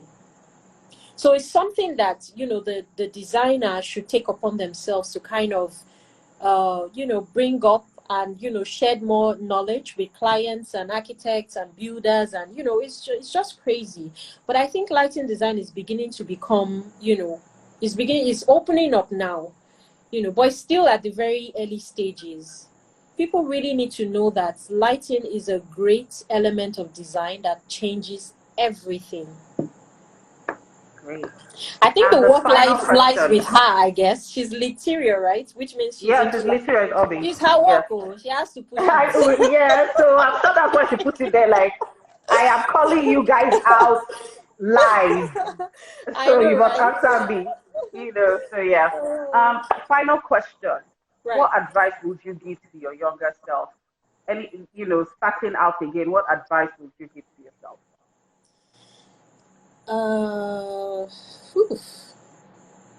My advice to my younger self would be, sincerely, I don't know. That's kind of like, it just threw me off. I don't know. I was quite daring. It's even now that I should give myself advice. Because at an earlier stage, I was I still am a go-getter, but I was quite, but I would tell myself to believe in myself more, even more, believe in my power and my skill, and not to compromise myself, my value. I would have loved to know the power I possess now. I would have loved to know the value that I can give back then. If I knew it more, with the way that I was bolder back then, it would have been fantastic. But I would say to my younger self to kind of understand that you have value to give, because a lot of young girls don't know that Oops, they have we have value. 1 minute 50. Sorry, I'm sorry to cut you. I need to, Okay. we have 1 minute 51 seconds remaining. I really want to hear Okay. that advice. So Okay. please, we have to end this. I'll come back. And then we'll come back. But when we come back, we're going to do maybe like 5 minutes and 5 then we'll minutes. call it a Okay. day. Cool. That's fine. Thank you. Okay. See you soon. Please come back, guys. Okay, that's true.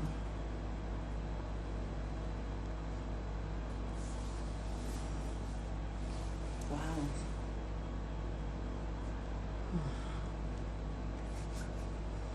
Hey guys, thank you for coming back. Thank you, thank you, thank you.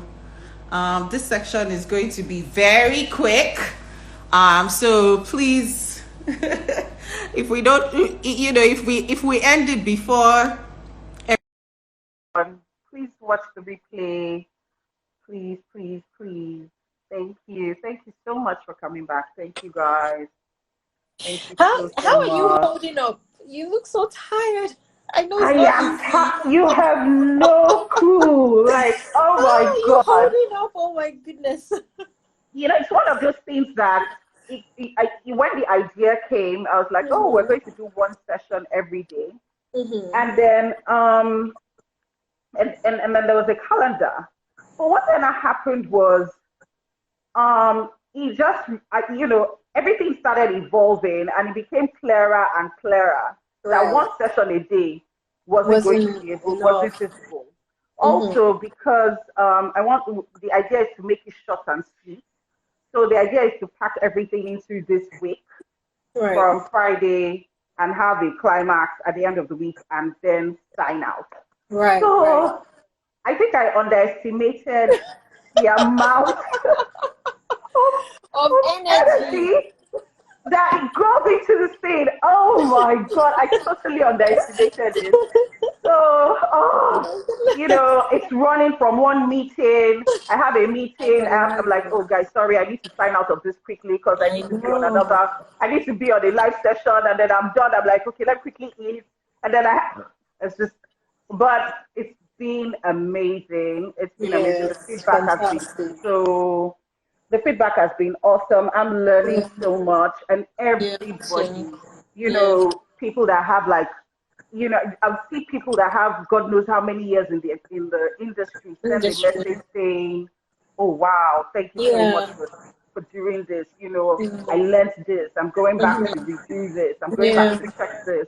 And that makes that sort of makes up for all the absolutely, because nobody can know it all, really. Yes. Know it all. So sharing, I've learned quite a lot as well. Sharing, experiences and processes and how other people do it will also help. So it's been fantastic. Yeah, it has. Thank you. Thank you. So let's are we talk taking about a final, or are we talking about something else?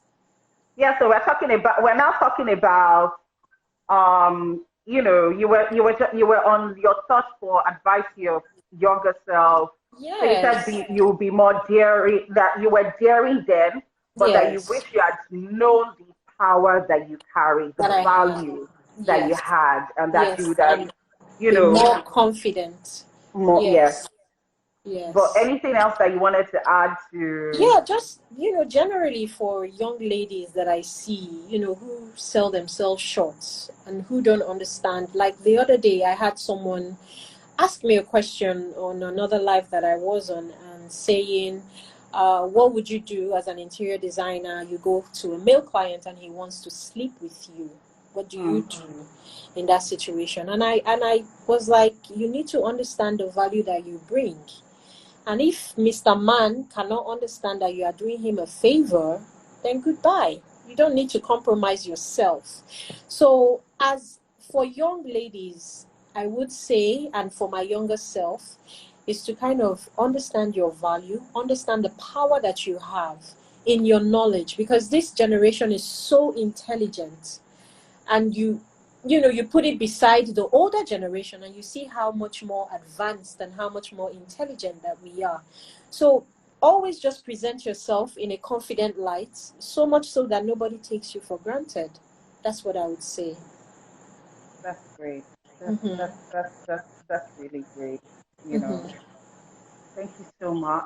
Thank you. Just I'll just read some final comments and then Okay, that's we fine. call it. We'll say good night. Yes. So Have a Literia good. sends Is it a like love and 2 hours? Are we on? Were we on for like 2 hours? Because I was like, yes, yes. We started at six the stroke o'clock. of six, I and this is know. 8:02. I know, So right? we've definitely Fantastic. We done. tried. We overtried. I think we should clap for Oh my ourselves, goodness. please. Good job. Good Okay, job. so S. Dory says thumbs up. Thank you. Lucia says thanks for Folake. Oh, you're so welcome. Thank you too. Thank you. Rayonuma said Folakemi and Sandra, great session. You ladies are awesome. Thank you, Thank you, guys. Ray. Thank you. Lucia said thank you, Vivabella. Thanks. Thank you. Oh, that's so sweet. Thank you. AJ's signature interior says, well done, ladies. Good job. Thank you, guys. Thank you. Thanks, Funny Kid says, guys. I admire her a lot. Oh. Nice. Oh. Stephanie says, great job. Thank you. Leticia sends you a lot of hearts. Mwah, mwah, Um, mwah. Vivabella Design, love struck. Thank you. Well done, Calamity Design for the I'm blushing. I'm going to initiative. turn Thank red. you. I Oh my think it's just great that goodness. we end it on a high note. Funny Yes. Tip says, dope initiative from Teal Harmony Limited. Thank you guys. Thank you so Fantastic. much. Well done, ladies. Thank you, Daisy. Thank you, Daisy. Thank you, Thank you guys. so much from Drapes Thank and Pattern. you. That's awesome. Thank you, Viva. Good job, Vivabella Designs. You made me forget the time I spent. Nice one. Was so interesting and interactive. Thank you. Spruce and Styling says, thank you to Hamaki of Vivabella Designs. It was an amazing session, guys. I had fun. I had a great time. Great job. Thank you. Very educative and refreshing. Oh, Oh. tossing at tubs. Hey, well done, Folake, for pioneering this. Thank you, Sandra. Thank You girls you. are so pretty. Keep doing great Oh. exploits. Oh, I wish I had lashes on and said a bring some You know, extra, but thank you look you. amazing. Okay, thank you, everyone. The love is so Yes. strong. We appreciate you. Thank you Thanks, so much. guys. Love you guys. And thank you so much, Sandra, for doing Thank this. you. Thank you Thank so you for much. taking our time. Thank you for doing this. It's been a very good one. Thank you. Send me the video. Send me the replay so I can post on my page as well. Yes, but the thing is, I don't know Can you how do that? to. Usually people are No. able to save their stories. I don't know how they Yeah, do so that, but we maybe I'll save it and the replay is there, just but go there's no straight. link to share. Oh, So it doesn't wow. give you see that three dots where you can share? Yeah. It's just not there because you don't want to try. You know what? I'm going to go But to, because I have this thing called Instagram plus plus plus. I'm going to go to okay, Instagram plus plus plus and see if I can save it from your end. I hope that it would be works. great. And Yeah. if you could send me what the app as well, maybe I could Okay. try it. Okay. And because quite a Okay. number Just of go people have to really Apple, asked us. to the App Store and just click Instagram plus plus plus. Plus plus. I So the mean the plus is symbol. it The the symbol. symbol? Okay, Yeah. great. Mm-hmm. Great. Okay. Thank you. Guys, Thank you. tomorrow we'll be here at 12:30. We're having Tessie of Beautiful Ideas. That's Teresa Ekmes. So tomorrow is going to be awesome. Well, Tessie's been in this industry for a bit. So I can't wait to see you guys. Please see you tomorrow. Thank you for taking the time out. God bless you. And thank you so much for the love. Bye, guys. Good night.